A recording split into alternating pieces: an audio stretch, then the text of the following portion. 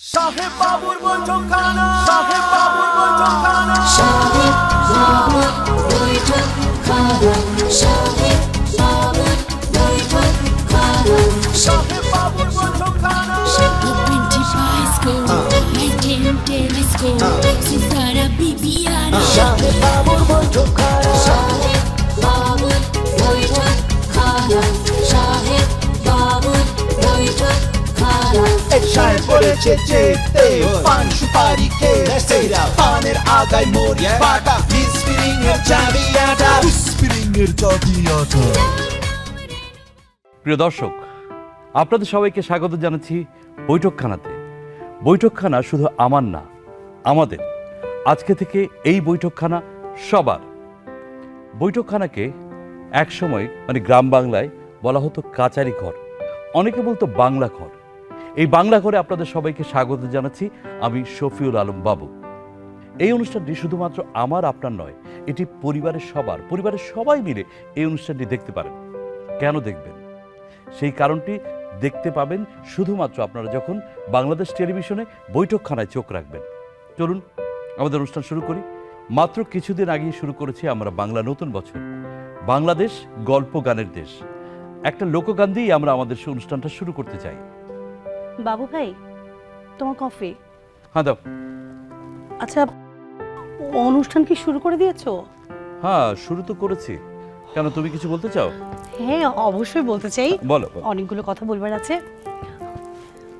প্রিয় দর্শক, আমি ফেরদৌসারা বন্যা। বৈঠকখানায় প্রতি পর্বে আমিও থাকছি আপনাদের সাথে। আচ্ছা, কারা গান করবে বলে দিয়েছো? আমরা যেহেতু একটা নতুন বছর শুরু করেছি, তাই একটা ফোক গান দিয়ে আমরা অনুষ্ঠানটা শুরু করতে চাই। বাংলাদেশ বাউল ও লোকশিল্পী সংস্থার আয়োজনে আমাদের এবারের বাউল গান।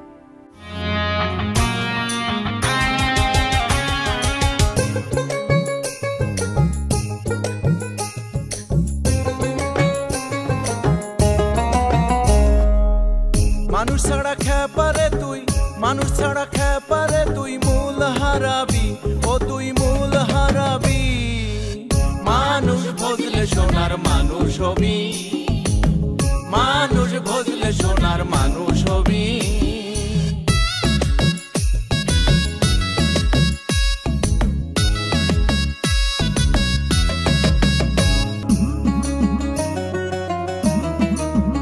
ওয়ে গো মৌলা, তোমার লাগি হাসন রাজা বাউলা। ভাবতে ভাবতে হাসন রাজা, ভাবতে ভাবতে হাসন রাজা হইল এমন আওলায়। ও গো মৌলা, তোমার লাগি হাসন রাজা বাউলা। ও গো মৌলা, তোমার লাগি হাসন রাজা বাউলা।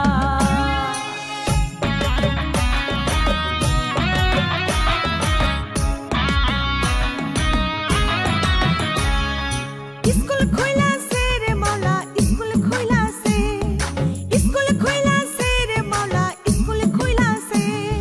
কাউসুল আজম মাঝ ভান্ডারি স্কুল খুইলাছে, কাউসুল আজম মাঝ ভান্ডারি স্কুল খুইলাছে। বাবা সে যার গাই দেখলে তারে চেনা যায়, সর্ব অঙ্গ তাহার পোড়া রে। ভাবেরি ঘরে আলেক শহরে আল্লাহ রসুল বিরাজ করে। কোন রূপে কতদিনে পাবো তাহারে, আহ পাবো তাহারে, আ পাবো তাহারে।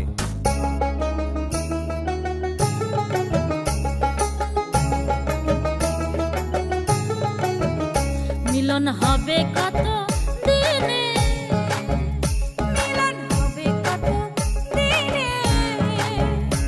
আমার মনের মানুষের সনে, আমার মনের মানুষের সনে। ওই রূপ যখন স্মরণ হয়, থাকে না লোক লজ্জারও ভয়। লালন ফকির ভেবে বলে সদাই, লালন ফকির ভেবে বলে সদাই। ও প্রেম যে করে সে জানে, ও প্রেম যে করে সে জানে।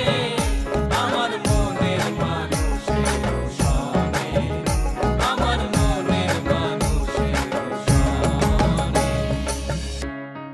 দর্শক, আপনাদের শুরুতেই বলেছি বৈঠকখানা একটা পারিবারিক অনুষ্ঠান। পরিবারের সবাই মিলে এই অনুষ্ঠানটি উপভোগ করতে পারেন। এই অনুষ্ঠান আপনার, আমার, আমাদের সকলের। আমরা তুলে ধরতে চাই বাংলাদেশের বিভিন্ন প্রান্তে, বিভিন্ন অঞ্চলে ছড়িয়ে ছিটিয়ে থাকা অসংখ্য প্রতিভাকে। আপনাদের যে কোনো উদ্ভাবনী ক্ষমতা বা চিন্তা চেতনাকে আমাদের কাছে প্রেরণ করতে পারেন। প্রযোজক বৈঠকখানা, বাংলাদেশ টেলিভিশন ভবন, Rampura, Dhaka 1219। Hello guys, this is me viral boy. আমি অলরেডি আপনাদের সাথে আছি। আজকে আমি আসছি বৈঠকখানায়। আমি কিন্তু পারফর্ম করব, স্টেপ ড্যান্স দিব, সবই করব। তো এইটা আবার কে ডাইলো? কে ভাই আপনি? কে? খারাপ লাইভে আছি গাইস। আমি জাস্ট 10 মিনিট পর আবার লাইভে আসতেছি, তখন আবার কথা হবে। রাখেন। কি হইছে ভাই, আপনি কে এমন করতেছেন কেলা? বলতেছি ভাই আপনি কে? আপনার তো চিনতেছি না আমি। ভাই মানে কি ভাই? আপনার নাম ভাই? আমি রাইজিং স্টার। আমার ফেসবুকে 1.5 মিলিয়ন ভিউ। ইনস্টাগ্রামে কত জানেন? ইনস্টাগ্রামে আমার ফলোয়ার 2 মিলিয়ন। আর টিকটকে কত জানেন? টিকটকে আসলে 8.5। আমি যদি একটা রিল করি না ভাই, আধা ঘন্টা ভিডিওটা ভাইরাল হয়ে যায়। ওরে বাবা রে বাবা, কোন কি ভাই? আপনি তো তাহলে অনেক বড় স্টার। সারা বাংলাদেশে তো আপনার অনেক ভক্ত। কিন্তু ভাই আমার মনে হইতেছে যে আপনি ভুল জায়গায় এসে পড়ছেন, ভুল ঠিকানা। ওই মেয়ে কি কন? কিছু খাইছেন নি আপনি? এটা বৈঠকখানা সেট না? হ্যাঁ, তা বৈঠকখানা সেট তো আমি জানি। ফেসবুকে পোস্ট দিচ্ছে আর্টিস্ট লাগবো। আমি এলে গাইছি। ও তার মানে আপনারা কি কেউ এখানে আইতে কইছে নাকি? বাবু ভাই ফোন না পাওয়া কি ফোন দিছিল? আমি হলো ফ্রি ভিসা। আমি যদি আহি না আপনার প্রোগ্রামে, আমি যদি একটা নাচন কুতুন দেই না, তখন কি শুনবেন নি? আপনার প্রোগ্রাম হিট আর আমি ভাইরাল। বুঝতে পারছেন? ও বুঝতে পারছি। ফ্রি ভিসা কথাটা ভাল লাগছে। তার মানে বিনা দাওয়াতেই আপনি খাওয়া দাওয়া করে ফেলান। ঠিক আছে ভাই, শোনেন, আমি আবারও কইতেছি আপনি ভুল জায়গায় ইচ্ছা করছেন, বুঝছেন? আর এইটা ওই যে চাইলের দোকান না যে বারে কাটবো, এইটা ধারে কাটতে হইব, মানে প্রতিভা থাকতে হইবে, বুঝছেন ভাই? প্রতিভা। আপনার প্রতিভা আছে? দেখে যার প্রতিভা থাকে হে কিন্তু কোনোদিন কয় না আমার প্রতিভা আছে, বুঝছেন? প্রতিভা অবশ্যই আছে। এই লেগে তো আমি কই না আমার প্রতিভা আছে। যার আছে কয়, এটা তো জনগণে কয়। আমার ফেসবুকের ভিউ দেখছেন, আমি যে ব্রেক ডান্স দিই না একটা, এই ব্রেক ডান্সের ভিউ কত জানেন? এই আধা ঘন্টার ভিতরে 2 মিলিয়ন হয়ে যায়। আপনার হইছে? হ্যাঁ। আর হোনেন মিয়া, আমার কোনো স্ক্রিপ্ট লাগে না। আমি যা কই না এই ডেবি ডায়লগ। আর আমি ঘুমানোর সিন আছে না, যে নাক ডাকে, এই সিন সব থেকে ভালো করবে। আমার ওয়াই দিবেন, দেখবেন অটো ঘুমাই গেছি গা, অটো হয়, বুঝেন নাই? আর খাওয়ানোর সিন যখন আমি করি না, তখন কোনো খাওয়ানো একটাও বাঁচে না। একটা ফোঁটা খাওয়ার একটা চাইলেও আমি মনে করেন অপচয় করি না। আর যখন ডাবাল হই না, তখন কী করি জানেন? মালাই মুলাই সুইদা খায়ালাই, ডাবের পানিও খায়ালাই, কোনো কিছু না। ভাই এই যে ডাবের কথা কইতে কইতে আমার পিয়াস লাগছে ভাই, আমার কোল জায়গা উর্দা হয়ে গেছে গা। আপনি আমার একটা পানি খেলাম যান ভাই। আপনার যে ব্রেক ডান্স দেখাইছেন আমি ভয় পাইছি। আপনার মতো প্রতিভাবানদের যদি আমি পানি না খাই আমার অন্যায় হইব। আমি 2 গ্লাস পানি আনতেছি, 1 গ্লাস খাইবেন আর 1 গ্লাস মাথায় ঢেলাম, মাথা ঠান্ডা করবেন। আইতেছি আমি, ওয়েট। সময়ের সাথে সংস্কৃতি বদলায়, কত কিছু যোগ বিয়োগ হয়। এই যে বাবু ভাই, পূর্ণাভা, একটা ইম্পর্টেন্ট কথা রয়েছে। লিটন ভাই, অনুষ্ঠান রেকর্ড চলছে, হ্যাঁ। তুমি সেটা কি করছো? ও না, মানে হয়েছে কি, একজন ভিজিটিং স্টার আসছে, সে নাকি কঠিন একটা প্রতিভা। ভিজিটিং স্টার হোক আর যে স্টারই হোক, আগে তো যোগাযোগ করতে হবে নাকি? তুমি তাকে গিয়ে বলো আমাদের সঙ্গে যোগাযোগ করে যেন আসে। যাও। এক্স্যাক্টলি এই কথাটাই বলেছিলাম, কিন্তু লোকটা সাইজে মুঠা, মাথার বুদ্ধিও মুঠা। আচ্ছা তুমি যাও। দর্শক, যা বলছিলাম, সময়ের সাথে সংস্কৃতি বদলায়, কত কিছু যোগ বিয়োগ হয়। দেখো বন্যা, আমাদের প্রতিনিয়ত কিন্তু আমাদের বিবর্তন হচ্ছে, সংস্কৃতির বিবর্তন হচ্ছে, রুচির বিবর্তন হচ্ছে, খাদ্যে বিবর্তন হচ্ছে। আচ্ছা ধরো, আজ থেকে প্রায় 50 বছর আগে আমরা একটা প্রেমের ছবি যখন দেখতাম, তখনকার প্রেমটা কেমন ছিল, অথবা সরাসরি প্রেমটা কেমন ছিল? আচ্ছা বাবু ভাই, আমি বলি, এই যে তোমার কথা বলছো, এই প্রসঙ্গেই সুজন সুখী সিনেমার একটা দৃশ্য আমার খুব মনে পড়ে গেছে। প্রিয় দর্শক, চলুন সুজন সুখী সিনেমার একটা প্রেমের দৃশ্য দেখি।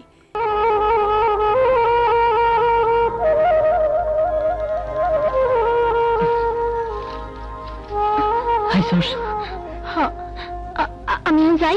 সুখী, আমার ভয় করতেছে। আমি এখন যাই। ভয় করতেছিস কেন? তুই মনে করতেছিস আমি তোর নষ্ট করুন? যা তাইলে। এই দৃশ্যটা বর্তমান সময়ে আমরা নতুন করে তৈরি করি। প্রিয় দর্শক, এই যে মিষ্টি প্রেমের দৃশ্যটা, এটা যদি আমরা নাটকে আবার নতুন করে নির্মাণ করি তাহলে কেমন হয়? চলুন না দেখে আসি।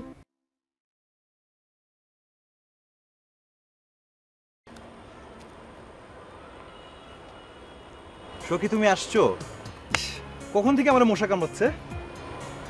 তুমি এরকম একটা জায়গায় আমাকে ডাকছো কেন যেখানে তোমাকে মশা কামড়াচ্ছে?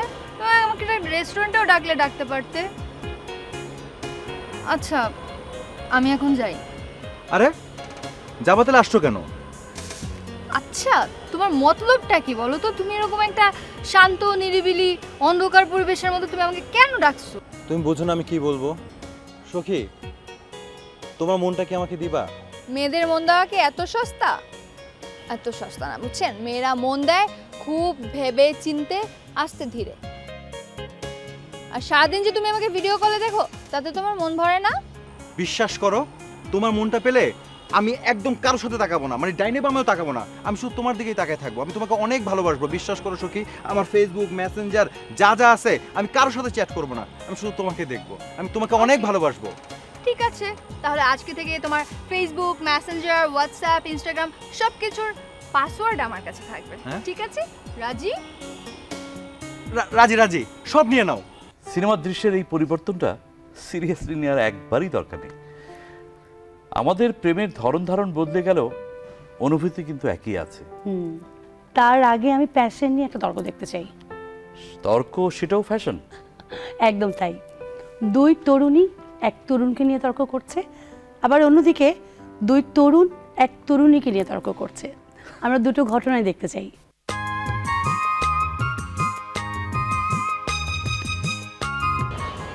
এই সেটা কিউট না? শার্ট ইন করাতে আর অনেক হ্যান্ডসাম লাগছে কিন্তু। শোন, আমাদের কলেজের পিয়নও তো শার্ট ইন করে আসে, তুই কি এখন তাকেও হ্যান্ডসাম বলবি? শার্ট ইন করা ছেলেরা বোঝে লাইফে ডিসিপ্লিন কি, আর ঠিকমতো বোতাম লাগাতে পারা মানে সে রেসপন্সিবল। বোতাম লাগাতে পারা রেসপন্সিবল না, ওটা বোরিং। শার্ট ইন করা মানে হচ্ছে অফিস টাইমের কেরানি। শার্ট ইন করা ছেলেরা লুজ, অলস, ওয়াশিং পাউডার ফিনিশ। শোন, শার্ট ইন করা মানে হচ্ছে গম বন্ধ করা জামার নিচে নিজের পার্সোনালিটিকে দাফন দেওয়া। শার্ট ইন করা ছেলেরা দিনে 4 বার আয়না দেখে, রাতে ঘুমায় ওই টাই পরে। তোর টেস্টই খারাপ। শার্ট ইন করা ছেলেরা থাকে স্টাইলিশ, স্মার্ট আর স্যাটেল। তোর চোখে সমস্যা হয়েছে, তুই ডাক্তার দেখা। শার্ট ইন ছাড়া মানে হচ্ছে সোয়াগ, অ্যাটিটিউড, রিয়েলিটি চেক। তুই চুপ কর, তোর সঙ্গে আমি এই ব্যাপারে আর একটা কথা বলতে চাই না, তুই যা। তুই একটা ফ্যাশন ফসিল। তুই হচ্ছিস একটা ওয়াকিং, হ্যাঁ তুই একটা ওয়াকিং।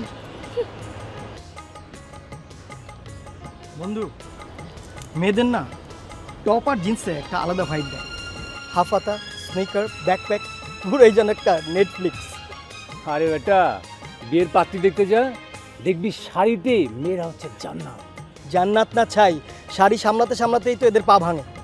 শোন, শাড়ি হচ্ছে গ্রেস, রিয়েল বিউটি, আর টপ জিন্স এগুলো তো একটা ফাস্ট ফুড আইটেমের মতো, একটা ফ্যান্সি আইটেম। আর টপ আর জিন্স মানে হচ্ছে আধুনিকতা, স্মার্টনেস, এগিয়ে চলা।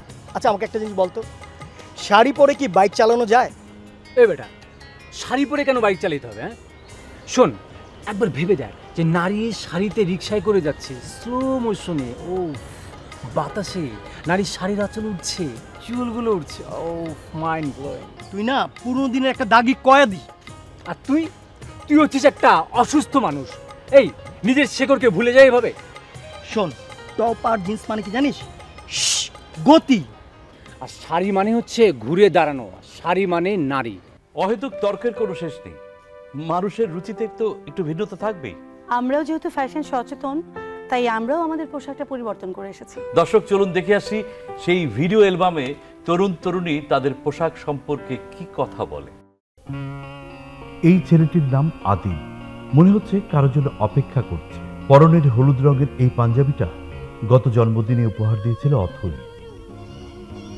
ওই তো শাড়ি পরা যে মেয়েটা আসছে, ওর নামই অথৈ। শাড়ি পাঞ্জাবিতে আমাদের তরুণ তরুণীদের দেখতে ভালো লাগে। ওদের 2 বছরের প্রেম, মাঝখানে একবার অবশ্য ব্রেকআপ হয়েছিল। ওরা আজ বাইকে চেপে লং ড্রাইভে যাবে, কারণ আজ ওদের ভালোবাসার অ্যানিভার্সারি। জায়গাটা একটু নির্জন, একা একা দাঁড়িয়ে আছে মেয়েটির নাম দিয়া। একটু নার্ভাস, কারণ ফেসবুকে পরিচয়ের পর আফনানের সঙ্গে তার প্রথম দেখা হবে আজকে। লাল হলুদ ফ্রকের ওপর দিয়ে পড়েছে হলুদ রঙের ওড়না, স্নিগ্ধ লাগছে দেখতে। রিক্সা থেকে যে ছেলেটি নামলো তার নামই আফনান। সাদা টি শার্ট, নীল জিন্স। সম্ভবত ওরা প্ল্যান করেই এই ড্রেস পরেছে। দুজনকেই নার্ভাস লাগছে, তবে মানিয়েছে বেশ। জানি না ওদের রিলেশনটা শেষ পর্যন্ত হবে কিনা।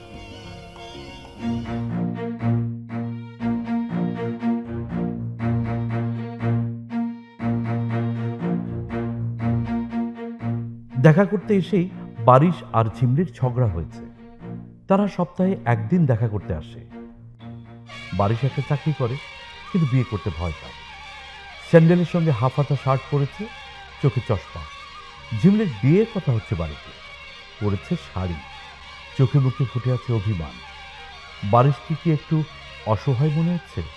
আমরা জানি না এদের প্রেমের পরিণতি কি হবে। বন্ধুত্ব থেকে ওদের প্রেম, ক্লাসমেট হতে ওদের প্রেমে ফ্যাশন নিয়ে আলাদা করে হয়তো ভাবতে হয় না, কারণ প্রায় রোজই দেখা হয় ওদের। মেয়েটির নাম করবী, জিন্স টপসের উপর ওড়না, সুন্দর লাগছে দেখতে। আর ছেলেটির নাম মানুষ, চোখে সানগ্লাস, জিন্সের সঙ্গে ফতুয়া, কাঁধে ব্যাগ। দুজনকে দেখতে ভালো লাগছে, দুজনের চোখেই স্বপ্ন। আজকের এই ঢাকা বুড়িগঙ্গাকে ঘিরে। এই বুড়িগঙ্গা প্রতি মুহূর্তে ময়লা আবর্জনায় পরিপূর্ণ হয়ে যাচ্ছে, তাই পৃথিবীর দূষিত শহরের তালিকাও কিন্তু ঢাকা। আমরা হয়তো এই ভাঙাচোরা রাস্তার দোষারোপটা একে অন্যকে করি, পরিবেশ দূষণের কারণটাও একে অন্যের ঘাড়ে চাপিয়ে দেই। কিন্তু আমরা কতটা সচেতন বলুন তো? নাচতে না জেনে উঠোনে দোষ দেই। নাচ আমাদের সংস্কৃতির অংশ। নাচের মাধ্যমে আমরা আমাদের কথা বলি, আমাদের গল্প বলি, আমাদের প্রাণের কথা বলি।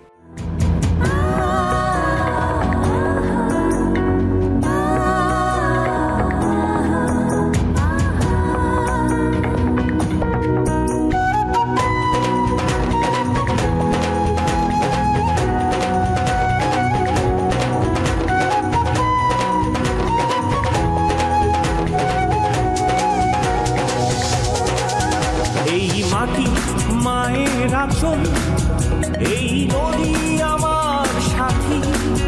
লাল সূর্যোদয় দেখি সবুজের বুকে, এই সাগরেই রীতি।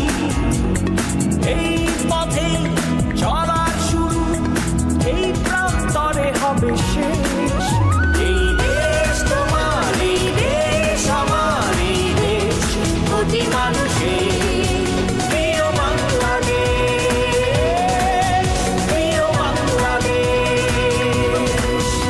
এই দেশ তোমার, এই দেশ আমার, এই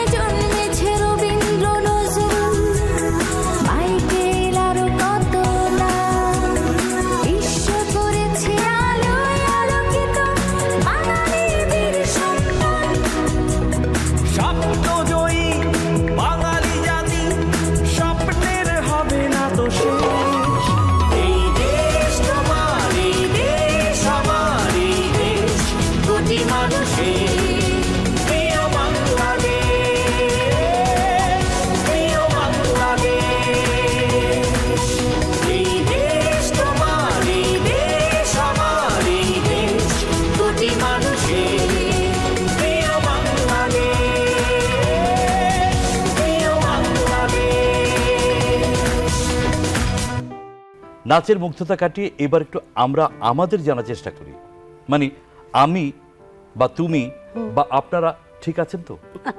না বাবু ভাই, আমরা অনেকেই ঠিক নেই। নানা কারণে আমাদের বাড়ছে মানসিক সব বিচিত্র অসুখ।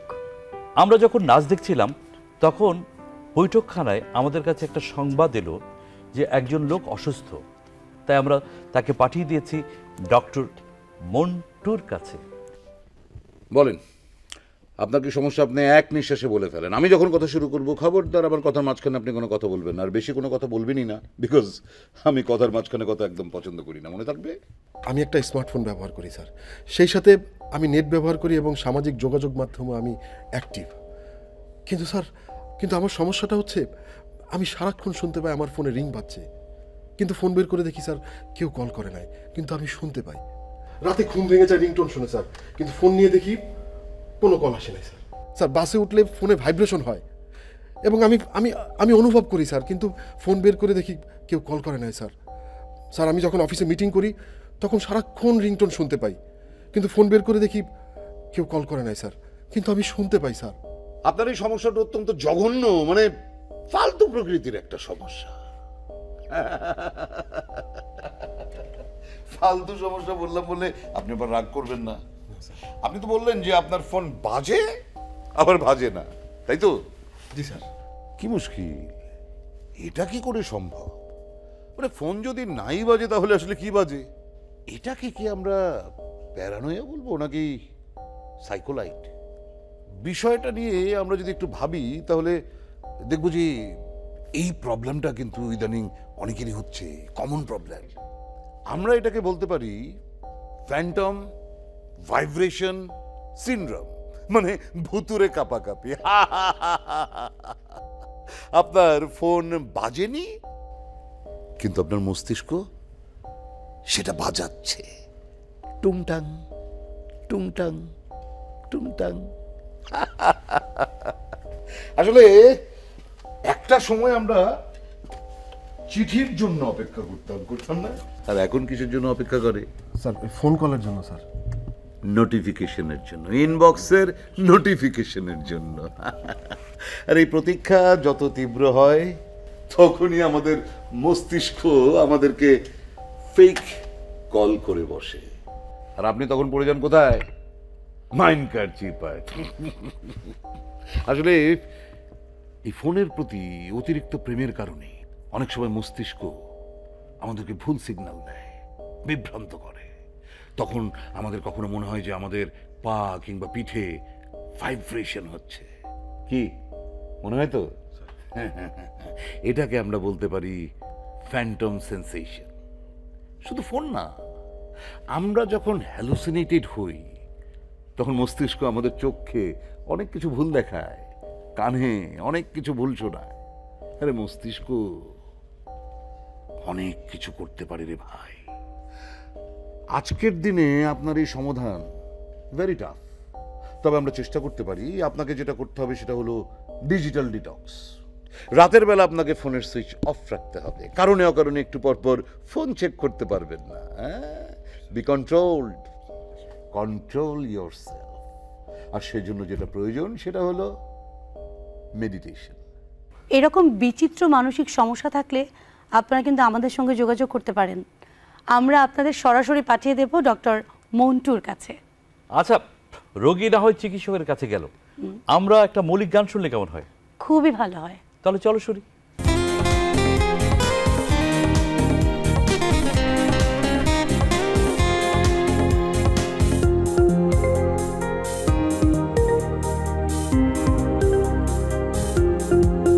সারা আকাশটাকে লিখে দেব আমি তোরই নামে, আহা আর কিছু নয়, শুধুই যে তোর মিষ্টি মনের দামে। সারা আকাশটাকে লিখে দেব আমি তোরই নামে, আর কিছু নয়, শুধুই যে তোর মিষ্টি মনের দামে। জীবনটাকে মুড়িয়ে নেব প্রেমের রঙিন খামে। সারা আকাশটাকে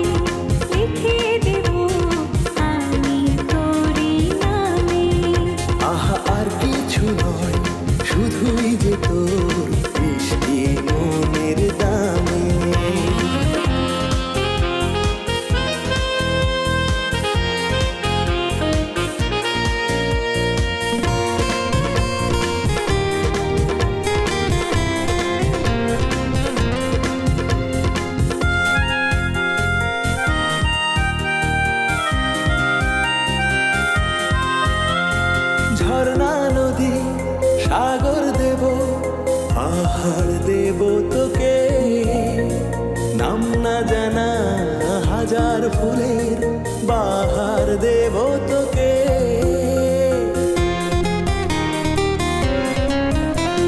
ঝরনা নদী সাগর দেব পাহাড় দেব তোকে নাম না জানা হাজার ফুলের বাহার দেব তোকে রোদ্র দেব বৃষ্টি দেব শুধুই তোকে দৃষ্টি দেব ভুল করেও তুলিস না তুই নিজেকে নিলামে সারা আকাশটাকে লিখে দেব আমি তোরই নামে আহা আর কিছু নয় শুধুই যে তোর মিষ্টি মনের দামে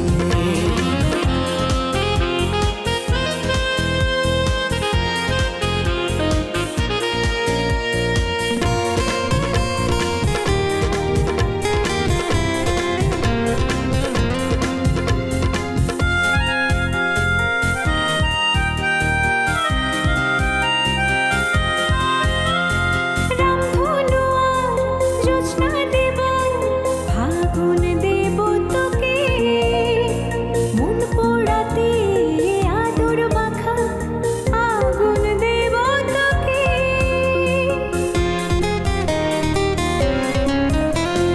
রামধনু আর জ্যোৎস্না দেব ফাগুন দেব তোকে মন পোড়াতে আদর মাখা আগুন দেব তোকে স্রোতস্বিনী ছন্দ দেব নবান্নেরই গন্ধ দেব সারা জীবন রাখবো তোকে বুকের তীর্থ ধামে সারা আকাশটাকে লিখে দেব আমি তোরই নামে আহার কিছু নয় শুধুই যে তোর মিষ্টি মনের দামে জীবনটাকে মুড়িয়ে নেব প্রেমের রঙিন খামে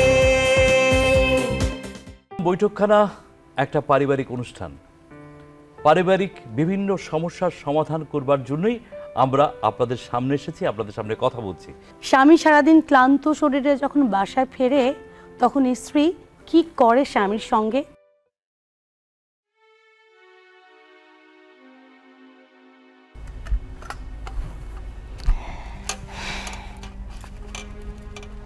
শুনছো, আজকে দুপুরবেলা বারান্দায় দাঁড়ায় আমি কি দেখি?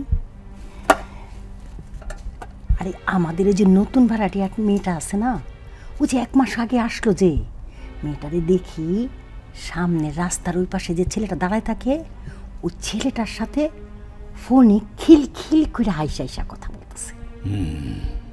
আরে হাসিটা ছিল সিগনাল, বুঝছো? আমার না কেমন জানি লাগতেছে, 1 মাস হইল আসছে, অথচ আমার সাথে এখন পর্যন্ত আইসা পরিচয়ও হইল না, আমি নামটাও জানি না। আমার কেমন জানি সন্দেহ লাগতেছে। আচ্ছা আচ্ছা, তোমার সব কিছুতেই আচ্ছা আচ্ছা আচ্ছা। ওই যে তুমি যে বলছিলা তোমার অফিসে একটা মেয়ে কি যে নতুন জয়েন করছে, কি জানি নামটা? রিমি। রিমি? সুন্দরী, মোটা? মোটামুটি। তোমার কাছে তো সবই মোটামুটি, যারই দেখো তুমি তারই তোমার মোটামুটি বলতে হয়। সেদিন ওই যে বিআইনের যে মেয়েটা আসলো, তারেও তো তুমি বলছো মোটামুটি। তারপরে দেখো তো ঘটনাটা কি ঘটলো, ফেসবুকে কত কেলেঙ্কারি। আরে সুন্দরী বোঝো তুমি? সুন্দরী কাকে বলে জানো? ওই মেকআপ সুন্দরী যদি সুন্দরী হইতো না, তাহলে আমি হইতাম রানী এলিজাবেথ, বুঝছো? এই তুমি ঘুমাই গেছো নাকি? দূরো, তোমার সাথে কথাবার্তা ওকে আমার আরাম লাগে না। তোমার জন্যই তো আমি চোখ কান খোলা রাখি, আর তুমি যদি এরকম ঘুমাও তাহলে কি আমি তোমার সাথে কথা বলে শান্তি পাই? হ্যাঁ, তোমার চোখে কিছু হবো না। দাদা চশমা আও, এদিকে আও।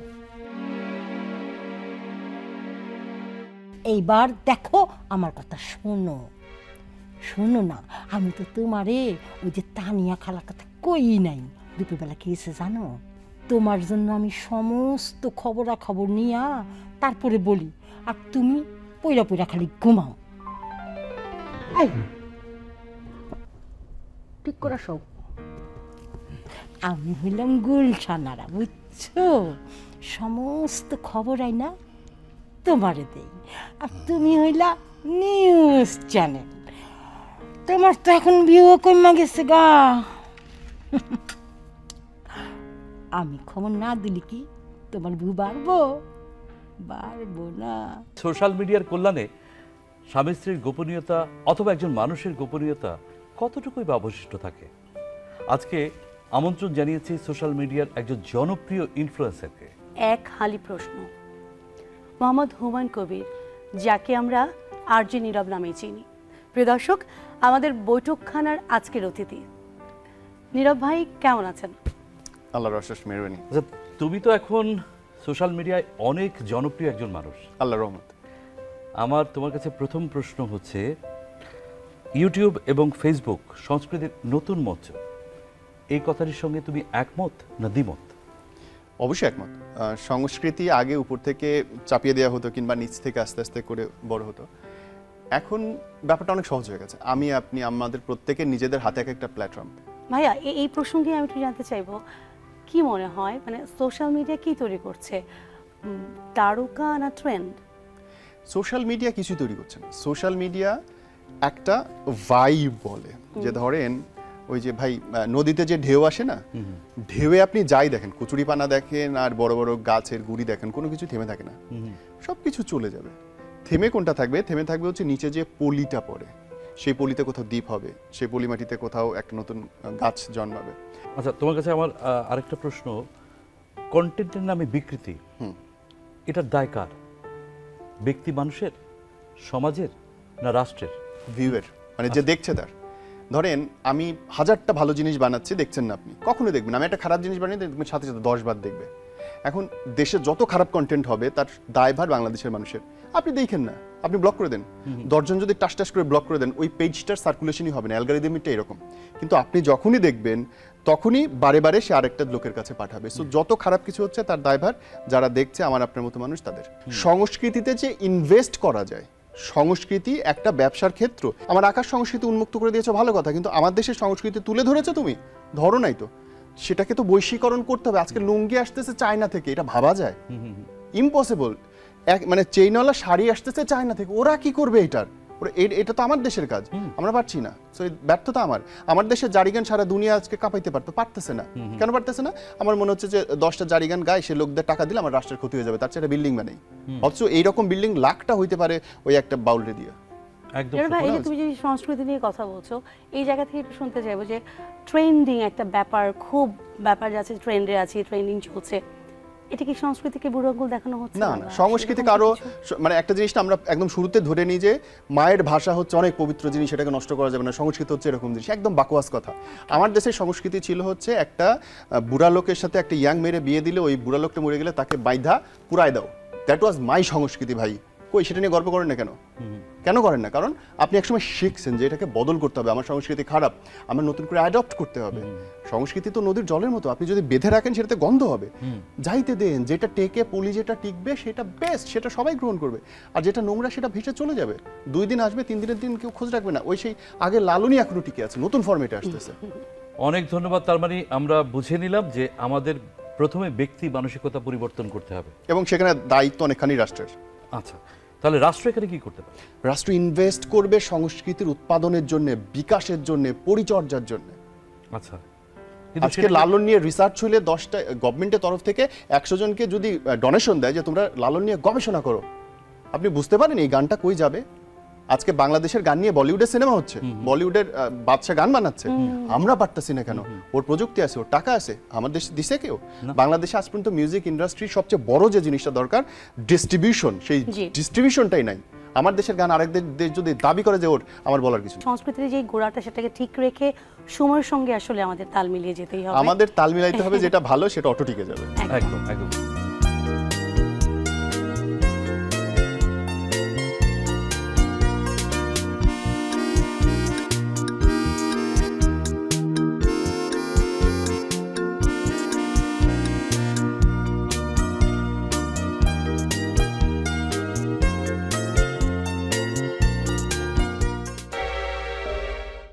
একটা খুব স্বাভাবিক দৃশ্য আমরা দেখলাম। আমরা কিন্তু অনুষ্ঠানের শুরুতেই আমাদের সংস্কৃতি নিয়ে কথা বলছিলাম। আমাদের সংস্কৃতি মানে কি শুধু নাচ, গান, সিনেমা, নাটক? নিশ্চয়ই নয়।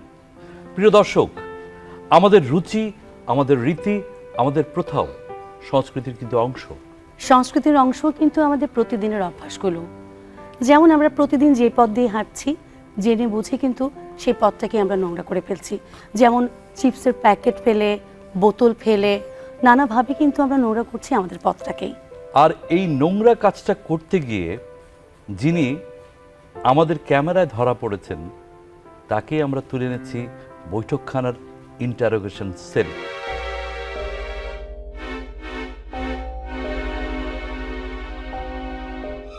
কেউ আছেন? আমার কেন নিয়ে আসছেন ভাই? কেউ আছেন? ভাই আমার কেন নিয়ে আসছেন ভাই? Stop it.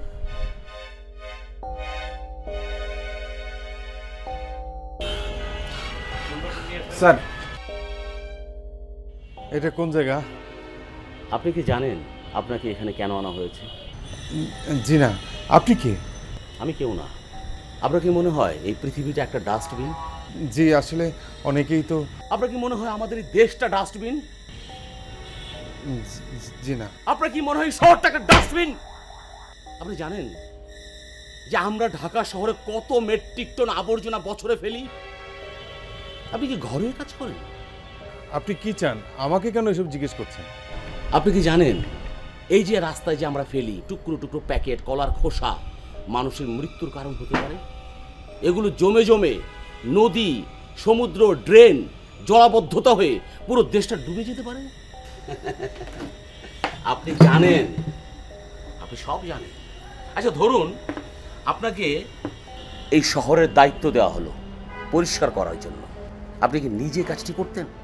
এই আবর্জনার কারণে বাতাস দূষিত হয়, পানি দূষিত হয়। খোলা জায়গায় আবর্জনা ফেললে পোকামাকড় সেখানে বাসা বাঁধে, রোগ জীবাণু ছড়ায়। রাস্তার পাশে ময়লার স্তূপ জমে থাকলে দুর্গন্ধ ছড়ায়, এই শহরের সৌন্দর্য নষ্ট হয়। আপনি কি আপনার অপরাধ স্বীকার করবেন না? জি আমি স্বীকার করছি। এবার কিন্তু আপনার শাস্তি হবে, কঠিন শাস্তি। তবে শাস্তিটা লটারির মাধ্যমে হবে। এই যে এখানে 3টা চিরকুট আছে। 3টা চিরকুটে 3 ধরনের শাস্তি। 1 নম্বর শাস্তি হলো আপনি একটা প্ল্যাকার্ড নিয়ে রাস্তায় দাঁড়িয়ে থাকবেন। 2 নম্বর শাস্তি হচ্ছে আপনি রাস্তায় 1 ঘন্টা ময়লা আবর্জনা পরিষ্কার করবেন এবং 10 জন মানুষকে আপনি বোঝাবেন যে ময়লা আবর্জনা ফেলানো অন্যায়, অপরাধ, সেটা করতে না করবেন। 3 নম্বর শাস্তিটা হচ্ছে আপনি রাস্তায় যেয়ে ময়লা আবর্জনাগুলো একেবারে সংরক্ষণ করে সুন্দর করে পকেটে নিয়ে বাসায় চলে যাবেন। এখন চুজ করুন এখানে করুন করুন কি লেখা আছে? প্লেকার্ড নিয়ে রাস্তায় দাঁড়িয়ে থাকবেন 1 ঘন্টা। প্লেকার্ডে লেখা থাকবে আমি রাস্তা ময়লা করেছি, আপনারা কেউ করবেন না।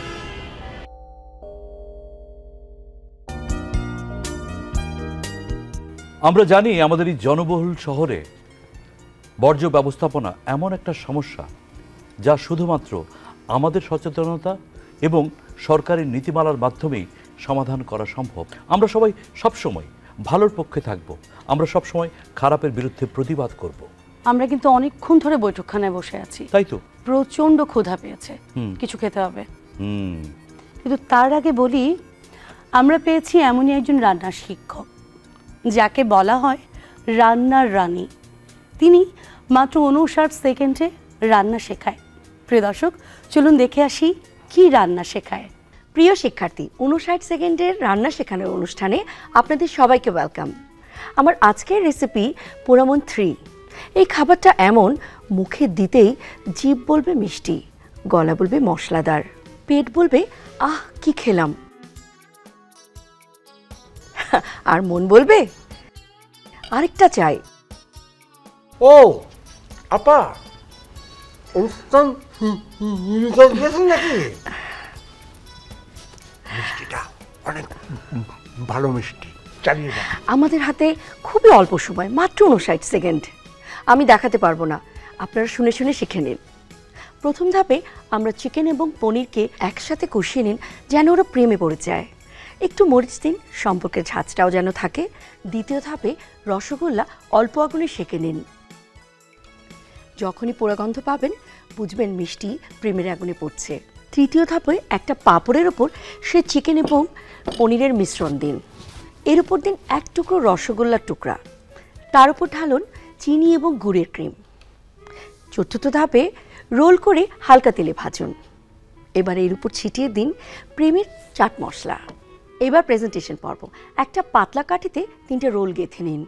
খাবার আগে জেনে নিন খাবার পর আপনি প্রেমে পড়তে যাচ্ছেন।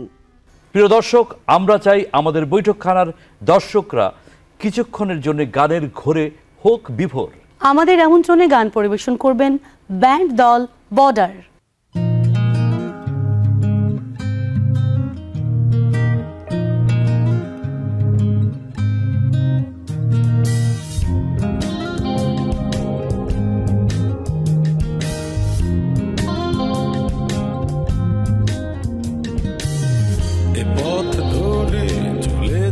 একা চেনা সময় অচেনা দেখা, এ আমি তবুও বয়ে চলা এক মুঠো স্বপ্ন রেখেছি আশায়। যদি পারো বাঁধো এই আমায়, যায় দিন চলে যাওয়া না পাওয়ারি, তবু পিছু নাহি যায়।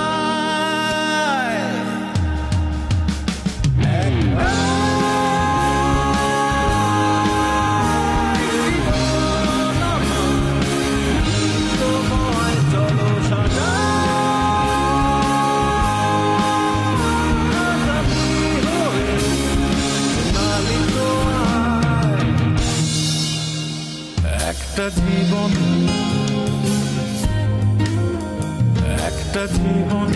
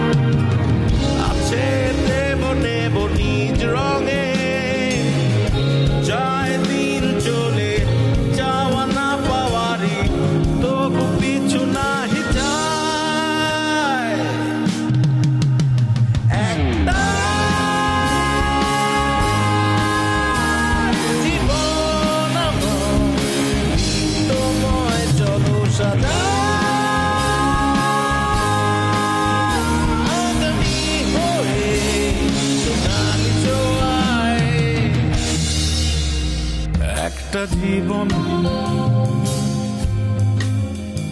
একটা জীবন, এ পথ ধরে চলেছি একা, চেনা সময় অচেনা দেখা, এ আমি তবুও বয়ে চলা এক মুঠো স্বপ্ন রেখেছি আশায়। যদি পারো বাঁধো এই আমায়, যায় দিন চলে যাওয়া না পাওয়ারি, তবু পিছু নাহি যায়।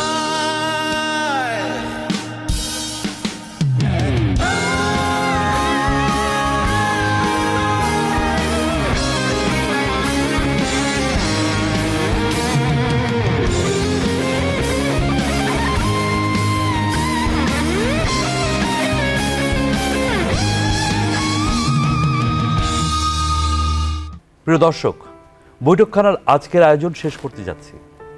যাবার আগে আপনাদের কাছে আমার একটা ছোট্ট প্রশ্ন, আপনাদের সবচেয়ে প্রিয় রান্না কি মায়ের হাতের রান্না? উত্তর যদি হ্যাঁ হয় তাহলে দুটো গানের লাইন মনে করিয়ে দেব। মায়ের দেয়া মোটা কাপড় মাথায় তুলে নিয়ে রে ভাই, দিন দুঃখিনী মা যে তোদের, এর বেশি আর সাধ্য নাই। নিজের দেশের পণ্য ব্যবহার করুন, দেশের উৎপাদনকে উৎসাহিত করুন, তাহলে একদিন আমরাই হব পৃথিবীর সেরা। সবাইকে আগামী পর্ব দেখার আমন্ত্রণ জানিয়ে কি ও অনুষ্ঠানকে তোমরা শেষ করে দিছো নাকি? কেন, আরো লম্বা করবো নাকি? আরে আমি কিছু বলবো না? বলো। কি কব? সবাইকে টাটা। সাহেব বাবুর বৈঠকখানা, সাহেব বাবুর বৈঠকখানা, সাহেব বাবুর বৈঠকখানা, সাহেব বাবুর বৈঠকখানা, সাহেব বাবুর বৈঠকখানা। Open device go, my telescope, Sufara Bibiana. সাহেব বাবুর বৈঠকখানা, সাহেব বাবুর বৈঠকখানা, সাহেব বাবুর বৈঠকখানা। সাহেব করেছে যেতে পান সুপারি খেয়েছে, পানের আগায় মরি পাটা, স্প্রিং এর চাবিয়াটা, স্প্রিং এর চাবিয়াটা।